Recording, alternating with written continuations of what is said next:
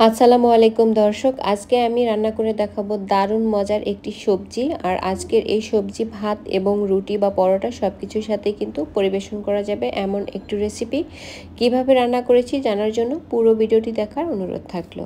প্রথমে আমি একটি প্যানে নিয়ে নিব পরিমাণ মতো তেল। তেলটা যখন বেশ ভালো করে গরম হয়ে যাবে ওই পর্যায়ে এখানে আমি অ্যাড করে দিব পেঁয়াজ কুচি। 1 কাপের চেয়ে একটু কম, আমি একটু বেশি করে আজকে সবজি রান্না করব।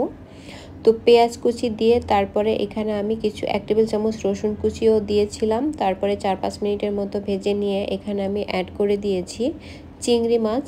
চিংড়িটাকে 2 মিনিটের মতো নেড়ে চেড়ে তারপরে এখানে আমি অ্যাড করেছি পরিমাণ মতো লবণ, হলুদ গুঁড়ো ব্যবহার করেছি আধা টেবিল চামচের চেয়ে একটু কম, লাল মরিচের গুঁড়ো 1 টেবিল চামচ, আর ধনিয়া জিরার গুঁড়ো 1.5 চা চামচ করে আমি ব্যবহার করেছি। 1.5 চা চামচের চেয়ে একটু বেশি করে আমি ব্যবহার করেছি। আর ফাঁকে কিছু কাঁচামরিচ ফালিও কিন্তু অ্যাড করে দিয়েছি। এখন এই চিংড়ি মাছগুলোকে মশলার সাথে বেশ কিছুটা সময় ধরে কষিয়ে নিতে হবে। আমি প্রায় 5 থেকে 6 মিনিটের মতো কিন্তু চিংড়ি মাছটাকে এর ভেতরে কষিয়ে নেব।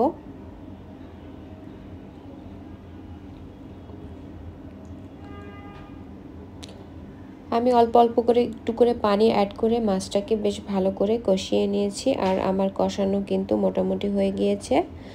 আর এর উপরে যখন মোটামুটি তেল ছেড়ে দিবে ওই পর্যায়ে বুঝতে হবে যে কষানো হয়ে গিয়েছে।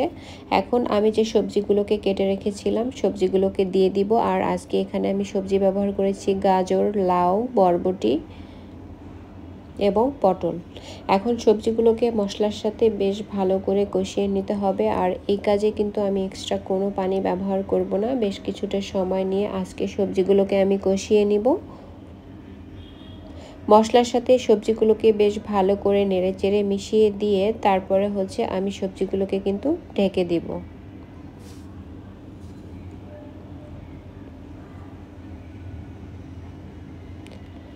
ঢেকে দিয়ে ঢাকনা তুলে ফাঁকে ফাঁকে কিন্তু আমি সবজিটাকে নেড়েচেড়ে দিব যাতে সবজিটা সবজির সকল দিক বেশ ভালো করে সেদ্ধ হয়, ভালো করে কুক হয়। আর সবজি থেকে যে পানিটা বের হবে সেই পানি দিয়ে কিন্তু সবজিটা প্রায় 90% বা 85%-এর মতো সেদ্ধ হয়ে যাবে। এই সময় আমি কোনো এক্সট্রা পানি ব্যবহার করব না, আমি শেষের দিকে অল্প একটু পানি ব্যবহার করব। যখন সবজিটা মোটামুটি 85%-এর মতো সেদ্ধ হয়ে গিয়েছে ওই পর্যায়ে আমি এখানে কুসুম গরম পানি অ্যাড করে দিয়েছি। জাস্ট অল্প একটু পানি অ্যাড করতে হবে যাতে সবজিটা কিছুটা ঝোল ঝোল একটু মাখা মাখা ভাব আসে তার জন্য। এখন হাই হিটে রান্না করে নিব যতক্ষণ না সবজিটা একদম পুরোপুরি সেদ্ধ হয়ে যায় এবং একদম অনেকটাই মাখা মাখা হয়ে আসে। আমার সবজিটা কিন্তু হয়ে গিয়েছে আর পুরোপুরি ভালো করে সেদ্ধ হয়ে গিয়েছে। এখন আমি এখানে একটু বেশি পরিমাণে ধনিয়া পাতা কুচি অ্যাড করে দিব। আর এটি অ্যাড করার ফলে এই সবজির স্বাদ অনেকটাই বেড়ে যায়।